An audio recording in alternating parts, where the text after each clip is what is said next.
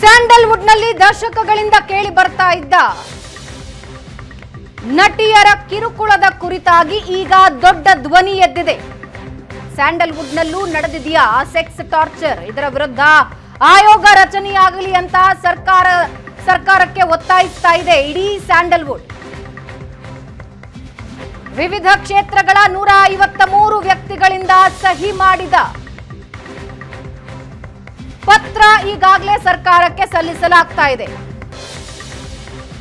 ನಟಿ ನೀತು ನಮ್ಮೊಂದಿಗೆ ಲೈವ್ ನಲ್ಲಿ ಜಾಯಿನ್ ಆಗಿದ್ದಾರೆ. ನೀತು, ಈ ಹಿಂದೆ ಹಲವಾರು ಕಡೆ ಗುಸುಗುಸು ಮಾತ್ರ ಕೇಳಿ ಬರ್ತಾ ಇತ್ತು, ಹಿಂಗೆ ಲೈಂಗಿಕ ಕಿರುಕುಳ ಅಲ್ಲಿ ನಡೀತಂತೆ, ಹಿಂಗಾಯ್ತಂತೆ ಅಂತ.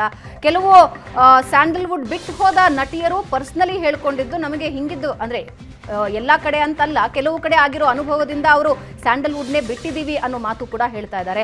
ಬಟ್ ಈಗ this is the right time ಒಂದು ದೊಡ್ಡ ಧ್ವನಿ ಎತ್ತೋದಕ್ಕೆ ಅನ್ನೋದು ಸ್ಪಷ್ಟವಾಗ್ತಾ ಇದೆ. ಹೆಂಗ್ ಒಟ್ಟಾಗಿದ್ದೀರಾ ನೀವೆಲ್ಲರೂ? ಲಾಸ್ಟ್ ಕ್ವೆಶ್ಚನ್ ಗೊತ್ತಾಗಿಲ್ಲ, ಏನ್ ಹೇಳಿ? ಯಾವ ರೀತಿ ನೀವೆಲ್ಲರೂ ಒಟ್ಟಾಗಿ ಒತ್ತಾಯಿಸ್ತಾ ಇದ್ದೀರಾ ಸರ್ಕಾರನ? ಸೊ ಆಕ್ಚುಲಿ ಎಲ್ಲ ಸಮಾನ ಮನಸ್ಕರು ಸೇರ್ಕೊಂಡೇ ಮಾಡಿರುವಂತದ್ದು ಆಯೋಗ ಸಂಸ್ಥೆ.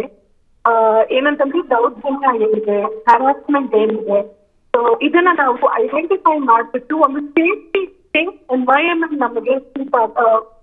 ಎನ್ವೈರನ್ಮೆಂಟ್ ನಮಗೆ ಬರಬೇಕು ಅನ್ನೋ ಒಂದು ಕಾರಣಕ್ಕೆ ಈ ಫೈಟ್ ಮಾಡ್ತಾ ಇದ್ದೀವಿ. ಅಂದ್ರೆ ಸೇಫ್ ಎನ್ವೈರನ್ಮೆಂಟ್ ಇಲ್ಲ ಅನ್ನೋದು ನಿಮ್ಮ ಅನುಭವಕ್ಕೂ ಬಂದಿದೆಯಾ? ಹೌದು, ಡೆಫಿನೆಟ್ಲಿ. ಅಂದ್ರೆ ಏನಾಗಿತ್ತು ಅಂದ್ರೆ ನಿಮ್ಮ ಗಮನಕ್ಕೆ ಬಂದ ವಿಷಯಗಳನ್ನ ನಮ್ಮ ಹತ್ರ ಶೇರ್ ಮಾಡ್ಕೋಬಹುದಾ? ಸೊ ತುಂಬಾ ಜನ ಮಿಸ್ಬಿಹೇವಿಯರ್ ಬಗ್ಗೆ ಮಾತಾಡ್ತಾರೆ. ಫಾರ್ ಎಕ್ಸಾಂಪಲ್, ಇವಾಗ ಒಂದ್ ಸೆಟ್ ಅಲ್ಲಿ ಇರ್ಬೇಕಾದ್ರೆ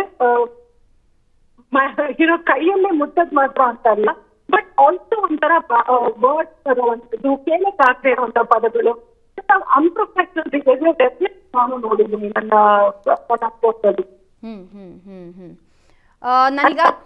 ನಮಗೆ ಮೈಲ್ಡ್ ಅಂತ ಹೇಳಿದ್ರು ನನ್ನ ಪ್ರಕಾರ ಹರಾಸ್ಮೆಂಟ್ಗೆ ಇದು ಅಂತಿಲ್ಲ, ಎದುರು ಹರಾಸ್ಮೆಂಟ್ ಅಂತ ನೋಡಕ್ ಹೋದ್ರೆ. ಬಟ್ ತುಂಬಾ ಜನ ಇನ್ನೂ ನೋವನ್ನ ಅನುಭವಿಸಿರುವಂತದ್ದು ತುಂಬಾ ಜನ ಇದ್ದಾರೆ. ಇದು ಹೆರಾಸ್ಮೆಂಟ್ಗೆ ಇದೇ ಪದ ಹಿಂಗಾದ್ರೇನೆ ಹೆರಾಸ್ಮೆಂಟ್ ಅಂತ ಹೇಳಕ್ಕಾಗಲ್ಲ. ನೀವು ಕೆಟ್ಟ ದೃಷ್ಟಿಯಲ್ಲಿ ನೋಡಿದ್ರು ಅಥವಾ ಮುಟ್ಟೋ ಪ್ರಯತ್ನ ಮಾಡಿದ್ರು, ವರ್ಬಲಿ ಆದ್ರೂ ಕೂಡ ಅದು ಹೆರಾಸ್ಮೆಂಟ್ ಲೆಕ್ಕಕ್ಕೆ ಬರುತ್ತೆ, ಸೆಕ್ಷುವಲ್ ಹೆರಾಸ್ಮೆಂಟ್ ಲೆಕ್ಕಕ್ಕೆ. ನಾನು ಈಗಾಗಲೇ ಹೇಳಿದ ಹಾಗೆ ಕೆಲವು ನಟನೆ ಬಗ್ಗೆ ತುಂಬಾ ಆಸೆ ಪಟ್ಟು ಚಿತ್ರರಂಗಕ್ಕೆ ಬಂದವರು ವಾಪಸ್ ಹೋಗಿದ್ದು ಇದೆ. ಆದ್ರೆ ಈ ರೀತಿ ಘಟನೆಗಳು ನಡೆದಾಗ ಇಲ್ಲಿವರೆಗೆ ಹೇಳ್ಕೊಳ್ಳೋದಕ್ಕೆ ಅಂತ ಒಂದು ಕಮಿಟಿ ಇರಲಿಲ್ವಾ ಸ್ಯಾಂಡಲ್ವುಡ್ನಲ್ಲೇ? ಅಂದ್ರೆ ಯಾರ ಹತ್ರನೂ ಹೋಗಿ ನಮ್ಮ ಕಷ್ಟಗಳನ್ನ ಹೇಳ್ಕೋಬೇಕು ಹಂಗಿದ್ದೇನು ಇರ್ಲಿಲ್ವಾ? ಅಂತ ವ್ಯವಸ್ಥೆ ಇಲ್ವಾ ಸ್ಯಾಂಡಲ್ವುಡ್ ಅಲ್ಲಿ? ಸ್ಟ್ರಾಂಗ್ ಸ್ಟ್ರಕ್ಚರ್ ಇರ್ಲಿಲ್ಲ. ಇವಾಗ ಕಾರ್ಪೊರೇಟ್ ಕಂಪನಿಲೆಲ್ಲ ನಮ್ಮಲ್ಲಿ ಹೇಗಿರುತ್ತೆ ಆ ತರ ಡೆಫಿನೆಟ್ಲಿ ನಮ್ಮಲ್ಲಿ ಇರ್ಲಿಲ್ಲ. ನಾವೇ ನಮ್ಮ ಕೇರ್ ನ ನಾವೇ ತಗೋಬೇಕು, ನಾವೇ ಸಂಭಾಳಿಸ್ಕೋಬೇಕು. ಇನ್ ಮುಂದೆ ಡೆಫಿನೆಟ್ಲಿ ನಮ್ ಕೇರ್ ನಾವು ತಗೋತೀವಿ. ಬಟ್ ಏನಂತಂದ್ರೆ ಕೆಲವು ಗೈಡ್ ಲೈನ್ಸ್ ಡೆಫಿನೆಟ್ಲಿ ಬೇಕು. ಇದು ಹರಾಸ್ಮೆಂಟ್ ಅಲ್ಲ ಅಂತ ಹೇಳೋದು, ಅಥವಾ ಇದು ಹಿಂಗ್ ಮಾಡ್ತಾ ಮಾತ್ರ ಇದು ಹರಾಸ್ಮೆಂಟ್. ಸೇಫ್ಟಿ ಫೀಲ್ ಮಾಡಿಸೋದು, ಪ್ರೊಫೆಷನಲ್ ಆಗಿ ಬಿಹೇವ್ ಮಾಡಿಸೋದಕ್ಕೆ ಗೈಡ್ ಲೈನ್ಸ್ ಬೇಕು. ಓಕೆ, ಈಗ ವ್ಯಕ್ತಿ ಬಗ್ಗೆ ಏನಾದರೂ ಸಮಸ್ಯೆಗಳಿದ್ರೆ ಚಲನಚಿತ್ರ ವಾಣಿಜ್ಯ ಮಂಡಳಿಗೆ ಹೋಗಿ ಒಂದು ದೂರು ಕೊಡ್ತೀರಿ, ಅಥವಾ ಏನೋ ಜಗಳ ಆಗಿದ್ರೆ ಒಂದು ದೂರ, ಅಲ್ಲೊಂದು ಮಾತುಕತೆ ಆಗತ್ತೆ, ಅಲ್ಲೊಂದು ಚರ್ಚೆ ಆಗತ್ತೆ, ಅಲ್ಲಿ ಸಾಲ್ವ್ ಮಾಡ್ಕೊಳ್ತಾರೆ. ಆದ್ರೆ ಹಿಂಗಿದ್ದ ಸೆಕ್ಷುವಲ್ ಹೆರಾಸ್ಮೆಂಟ್ ವಿಷಯದಲ್ಲಿ ವಾಣಿಜ್ಯ ಮಂಡಳಿಗೆ ಯಾರು ಹೋಗಿ ದೂರು ಕೊಡೋದಿಲ್ವಾ? I don't know. ಯಾಕಂದ್ರೆ ಐ ಥಿಂಕ್ ತುಂಬಾ ಹಿಂದೆ ಕೂಡ ಇದ್ರ ಬಗ್ಗೆ ಮಾತಾಡ್ತಾರೆ. ಹೆಚ್ಚಿನ ಸಲ ವಿಕ್ಟಿಮ್ ಬ್ಲೇಮಿಂಗ್ ಆಗಿದೆ, ಸ್ಕೇಮಿಂಗ್ ಆಗಿದೆ. ಸೊ ವಿಕ್ಟಿಮ್ ನ ವಾಯ್ಸ್ ನ ಜಾಸ್ತಿ ಯಾರು ಕೇಳಿಲ್ಲ. ಇನ್ಫ್ಯಾಕ್ಟ್ ಪವರ್ ಅಲ್ಲಿ ಇದ್ದವರು ಅವ್ರೆಷ್ಟು ಪವರ್ಫುಲ್ ಆಗಿದ್ರು ಅಂತಂದ್ರೆ ಆ ವ್ಯಕ್ತಿ ವಾಯ್ಸ್ ಬೆಲೆ ಬರ್ತಿಲ್ಲ. ಸೊ ಹಾಗಾಗಿ ಒಂದು ನಿಷ್ಪಕ್ಷಪಾತವಾದಂತಹ ಒಂದು ತನಿಖೆ ನಡೀಲಿ ಅನ್ನೋ ಕಾರಣಕ್ಕೆ ಫೈರ್ ತಂಡ ನಾವು ಎಲ್ಲರೂ ಸಮಾನ ಮನಸ್ಕರು ಸೇರ್ಬಿಟ್ಟು ಇದನ್ನ ಸರ್ಕಾರಕ್ಕೆ ಕೇಳ್ತಾ ಇದ್ದೀವಿ. ಇದು ಅಂದ್ರೆ ನೀವು ಹೇಳ್ತಾ ಇದ್ರಿ ಸೆಟ್ಗಳಲ್ಲಿ ಹೆಂಗಾಗತ್ತೆ ಅಂತ, ಬಟ್ ಸುತ್ತಮುತ್ತ ನಿಮ್ಮ ಸ್ನೇಹಿತೆಯರು ಅಥವಾ ಬೇರೆಯವರು ಹೇಳಿದ್ದನ್ನ ಕೇಳಿದ್ದೀರಾ? ಅಂದ್ರೆ ಈ ಸೆಕ್ಷುವಲ್ ಹೆರಾಸ್ಮೆಂಟ್ ಅನ್ನೋದು ಸ್ಯಾಂಡಲ್ವುಡ್ನಲ್ಲಿ ಯಾವ ರೀತಿ ಇದೆ ಅಂತ. ನಾನು ಹಂಗಂದ ಮಾತ್ರಕ್ಕೆ ಇಡೀ ಸ್ಯಾಂಡಲ್ವುಡ್ಡೇ ಕೆಟ್ಟದು ಅಂತ ಅಲ್ಲ. ಆದರೆ ಕೆಲವೊಂದು ಘಟನೆಗಳು ಇಡೀ ಸ್ಯಾಂಡಲ್ವುಡ್ಗೆ ಕಪ್ಪು ಚುಕ್ಕೆ ತರೋ ಸಾಧ್ಯತೆಗಳು ಕೂಡ ಜೋರಾಗಿ ಇರುತ್ತೆ. ನಿಮ್ಮ ಗಮನಕ್ಕೆ ಬಂದ ಹಾಗೆ ಸ್ಯಾಂಡಲ್ವುಡ್ನಲ್ಲಿ ಸೆಕ್ಷುವಲ್ ಹೆರಾಸ್ಮೆಂಟ್ ಅನ್ನೋದು ಹೆಂಗ್ ವ್ಯಾಪಿಸ್ಕೊಂಡಿದೆ? ಸೊ ಏನಂತಂದ್ರೆ ಇದೆಲ್ಲ ಯಾವ್ದು ಓಪನ್ ಆಗಿ ಎಲ್ಲರಿಗೂ ಗೊತ್ತಾಗೋ ರೀತಿ ಐ ಡೋಂಟ್ ಥಿಂಕ್ ಆ ತರ ಆಗತ್ತೆ ಅಂತ. ಅಂಡ್ ತುಂಬಾ ಜನ ಹೆಣ್ಮಕ್ಳು ಕೂಡ ನಂಬ್ತಾರೆ, ಏನಂತಂದ್ರೆ ಅವ್ರು ನನ್ಗೆ ಸಿನಿಮಾ ಕೊಡ್ತಾ ಇದಾರೆ ಅಥವಾ ಅವ್ರು ನನಗೆ ಕೆಲಸ ಕೊಡ್ತಾ ಇದ್ದಾರೆ ಅಂತೆಲ್ಲ ಅನ್ಕೋತಾರೆ. ಸೊ ಹೆಣ್ಮಕ್ಳಲ್ಲೂ ಕೂಡ ಇಂಡಸ್ಟ್ರಿಯಲ್ಲಿ ಸೆಲ್ಫ್ ವರ್ಕ್ ತುಂಬಾ ಕಮ್ಮಿ ಬಂದ್ಬಿಡುತ್ತೆ. ಈಗ ನೋಡ್ದಂಗೆ ಇವಾಗ ಹೆಣ್ಣು ಅನ್ನೋ ಮಾತಕ್ಕೇನೆ ಆಕೆ ಎಂತ ದೊಡ್ಡ ಸ್ಟಾರ್ ಆಗಿದ್ರು ಕೂಡ ಮೇಲ್ ಸ್ಟಾರ್ ಕಂಪೇರ್ ಮಾಡಿದ್ರೆ ಅವ್ರ ಪೇಮೆಂಟ್ ಯಾವತ್ತೂ ಕಮ್ಮಿನೇ ಇರುತ್ತೆ. ಸೊ ಎಲ್ಲಾ ರೀತಿಯಲ್ಲೂ ಹೆಣ್ಣು ಅನ್ನೋದು ಸೆಕೆಂಡರಿ ತರ ಆಗೋಗಿದೆ ಇಲ್ಲಿ. ಸೊ ಆ ಒಂದು ವಿಷಯ ನಾವು ನೋಡಿದಾಗ I think it is there.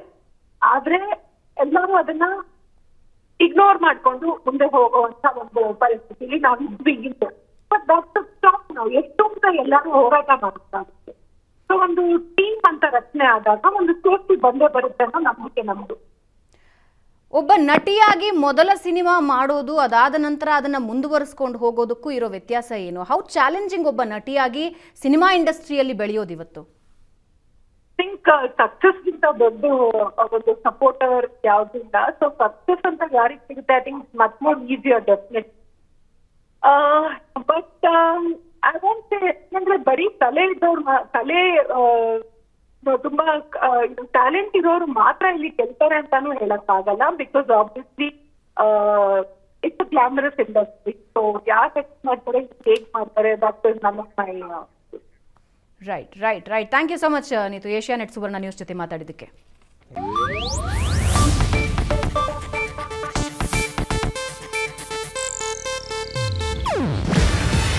ಇದು ಏಷ್ಯಾನೆಟ್ ನ್ಯೂಸ್ ನೆಟ್ವರ್ಕ್ ಪ್ರಸ್ತುತಿ.